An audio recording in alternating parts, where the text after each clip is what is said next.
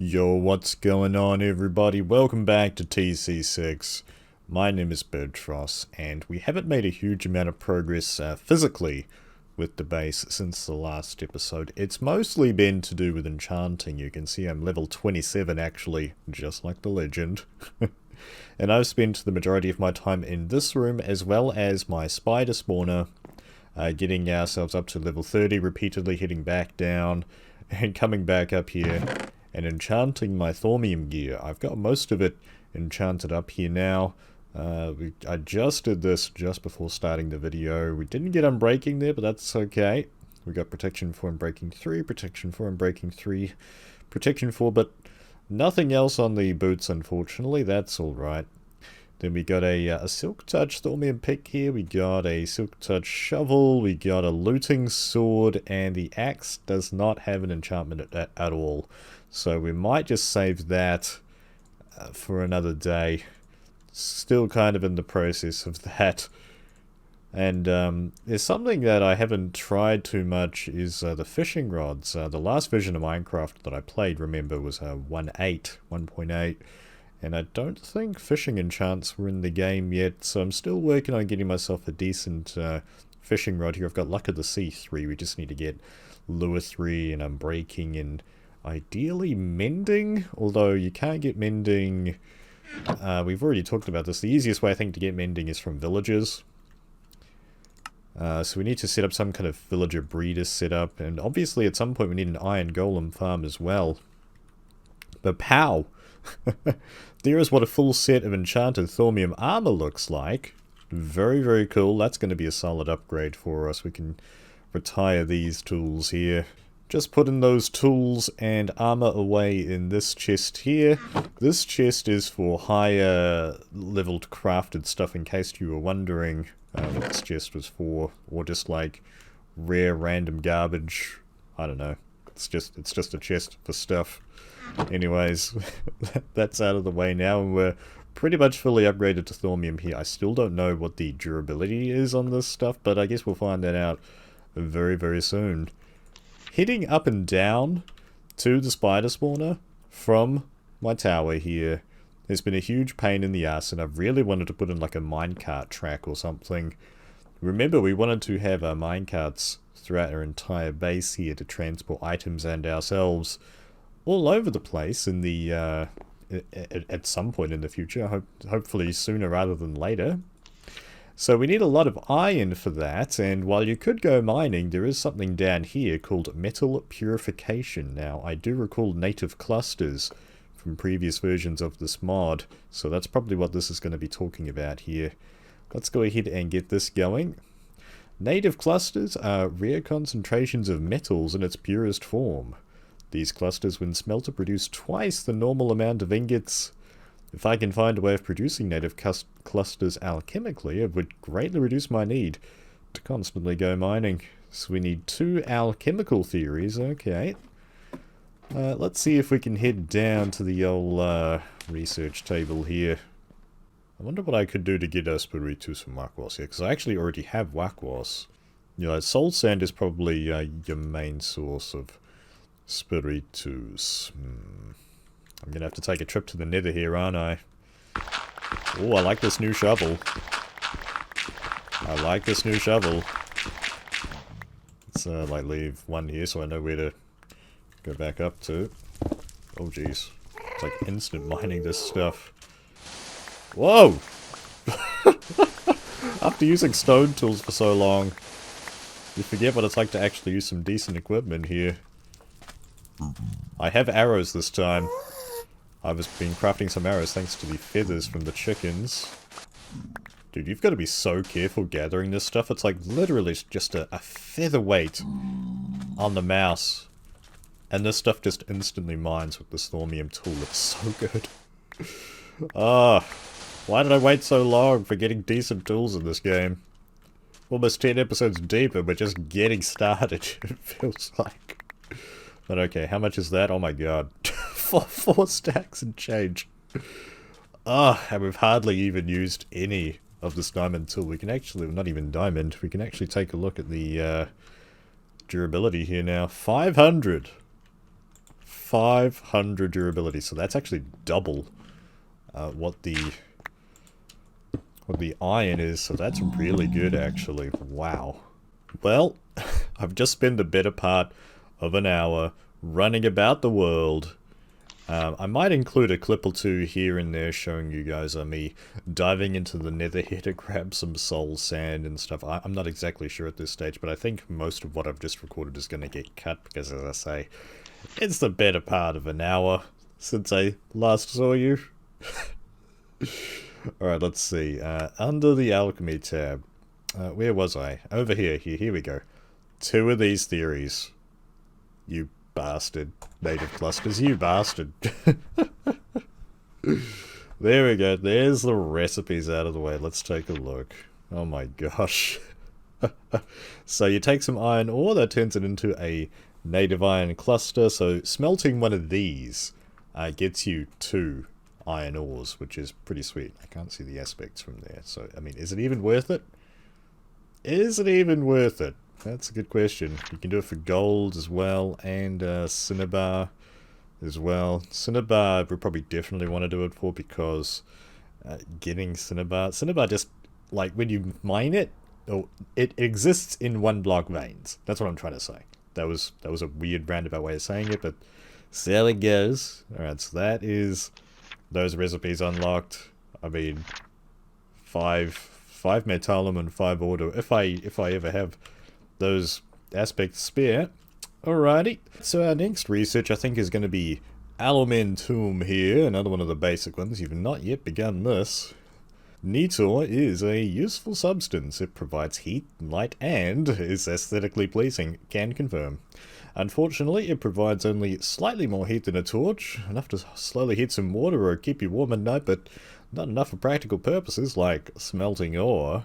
I need something more reactive. I should take some time to collect my thoughts and study the elements. Maybe there's a way to improve coal like I did glowstone. Alrighty, so we need an observation for fundamentals, which we've already got banked. I was right. I should be able to take a lump of coal and add more of the essentia it already contains, and possibly a little bit of perditio for extra kick.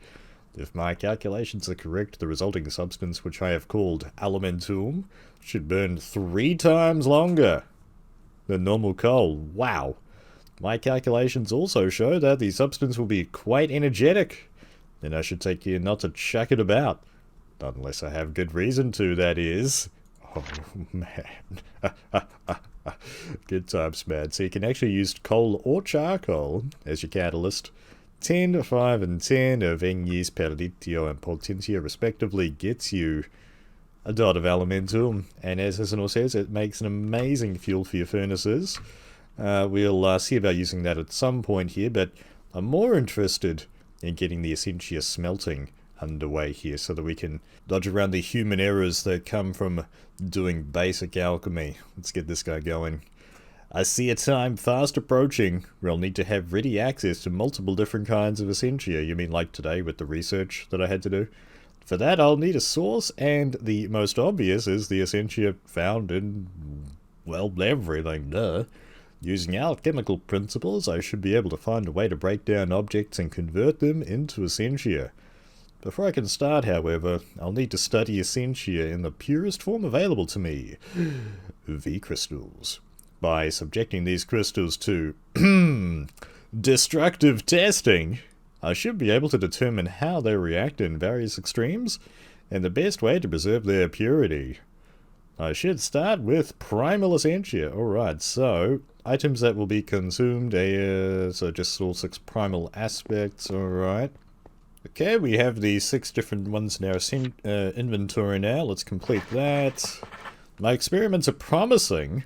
They're a bit unpredictable. I saw this, and I am slightly concerned. A bit unpredictable. Unfortunately, the fires were easily quenched, and my hair should grow back in a few days. It seems melting objects down in a special alchemical process is my best option. Unfortunately, my tests so far have been on primal crystals. I should also test my findings on crystals containing secondary essentia. That is essentia made up of a combination of 2 primal aspects. A third tier, known as tertiary essentia, also exists, please know. That is essentia made up of a mixture of primal and secondary aspects, or two secondary aspects. Okay, alrighty, fair enough. So we need, oh boy, here we go.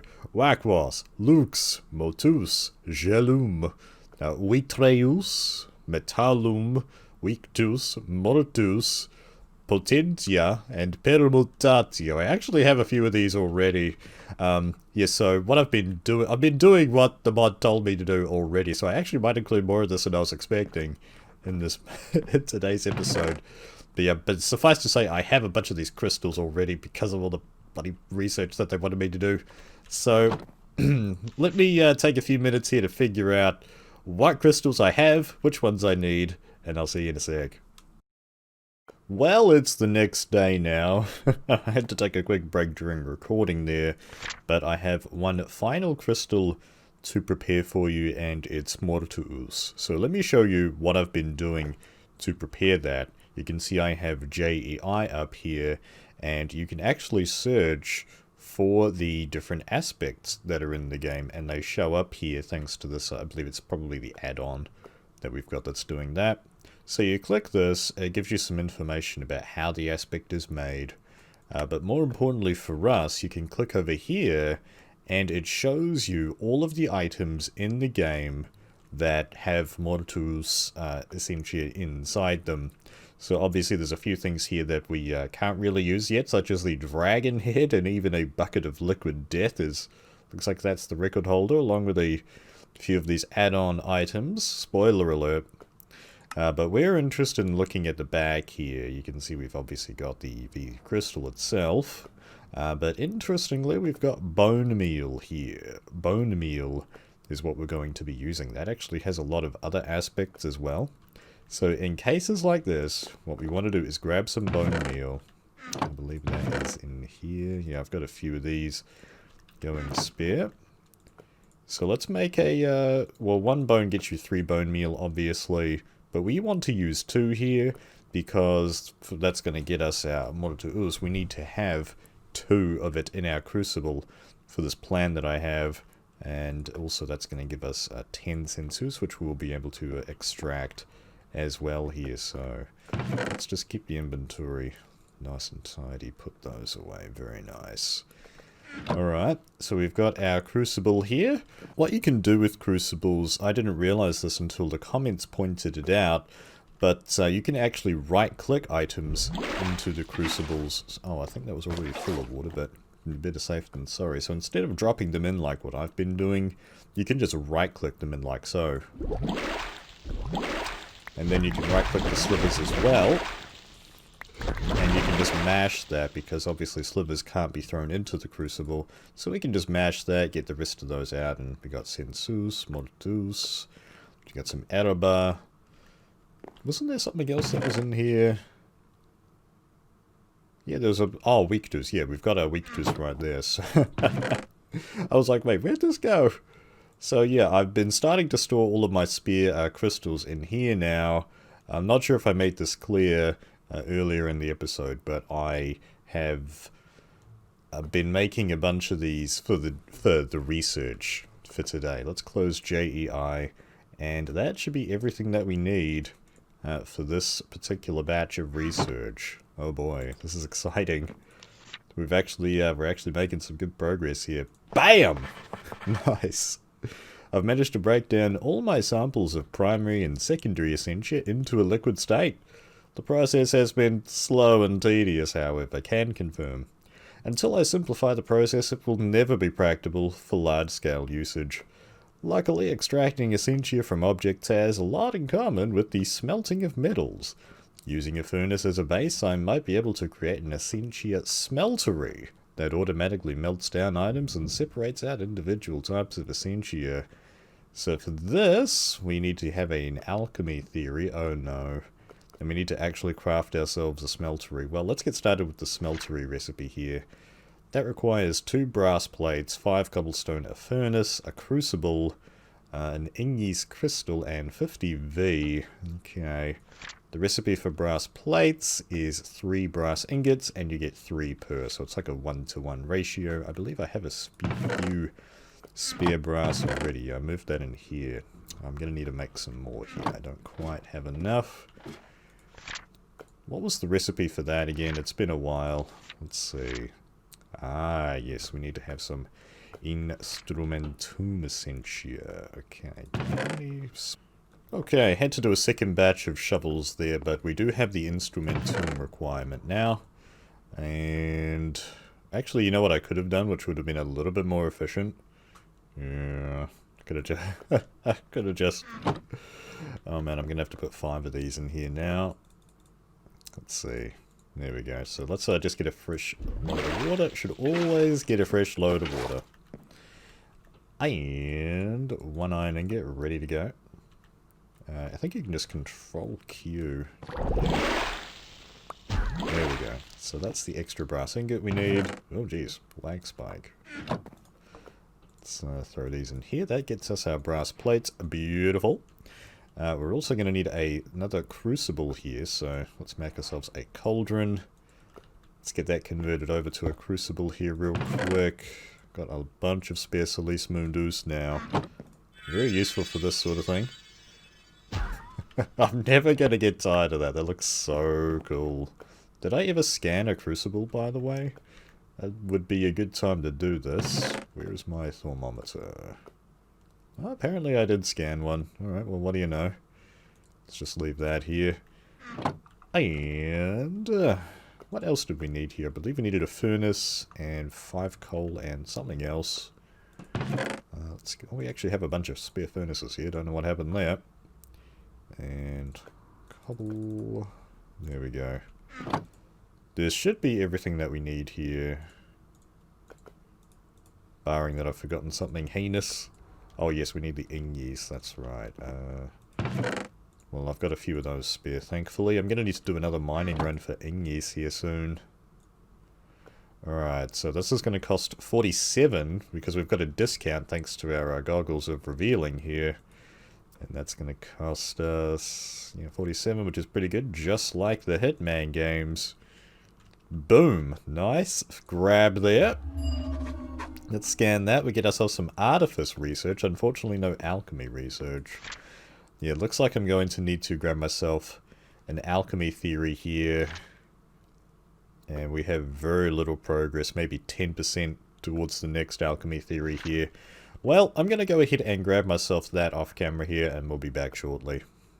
Welcome back, folks. We are one step away from the research, and I thought I would just bring you into so that you understand a bit of our pain here. So when you're researching alchemy, what you need to do, most of the ones that they give you are ones like this, where it's like, hey, you need to grab yourself some crystals, but my crystal storage is all the way up in the tower over there. And then I have to go grab the crystals kind of one at a time, bring them back, and do one step. And something that I just realized happens with synthesis here. So we had magic and we had darkness before Perditio and Precontatio, and we had a Vitium V crystal added to our inventory here. So it seems like so it consumes this, but watch over here on our hotbar. That's gonna is that Aurum? Oh man, we're actually getting some really good V crystals here. So when it has the exclamation marks, that means that the crystal is going to get used up, or the item, whatever it is actually going to get consumed to complete the research. Okay, and then if it doesn't have that, it won't get consumed. Yeah, so we've got enough alchemy now to finish this off. I don't want to rethink here. We just kind of want to. Oh god.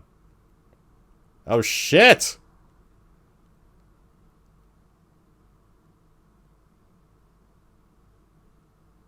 Oh dear. Shit. Oh, that's pretty bad.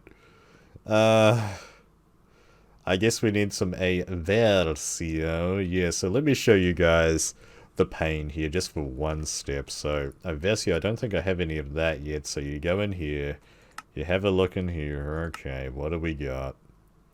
cactus. I don't have any cactus in this world yet. I haven't found a desert that has cactus. Well, we could use wooden swords here. That has 4. Okay, yeah, so I'm going to burn down some wooden swords. You guys have seen this a bunch of times now. We're going to head to the crucible, burn these down. I give myself an Aversio crystal. Welcome back, folks. Many cut minutes later, we finally have another theory here. This is so painful to have to run back and forth to get these theories for this. I have drawn up the plans for an essentia smelter, finally! The smelter works much like a normal furnace by burning coal to produce heat, but instead of smelting ore into metal, it breaks down objects into a slurry of raw, unprocessed essentia. This process isn't very efficient, and a small amount of essentia is converted into flux. Roughly 20% of the time. That is hugely bad and terrible, oh my goodness. The next step in the process is to take the essentia slurry and distill it using an arcane alembic. To work, arcane alembics need to be placed on top of a smelter. Multiple alembics can be placed on top of each other to increase storage, but it does not influence processing speed. The essentia slurry will slowly be drawn into the alembic and the individual aspected essentia separated out. If the smelter is being powered by Alumentum, this distillation process is much faster, so yeah, we're kind of forced to use Alumentum, really. The essentia can then be extracted out of an alembic using files, jars, or more complex means. Oh boy. Here we go, there is the smeltery, we made that just before. And to use it, we actually need to make ourselves at least 1, but I believe it said you can store up to 5 on top of here, right? Where did it say that? But it doesn't... Yeah, it doesn't say here, but I'm pretty sure the limit is 5 alembics on top of your smeltery.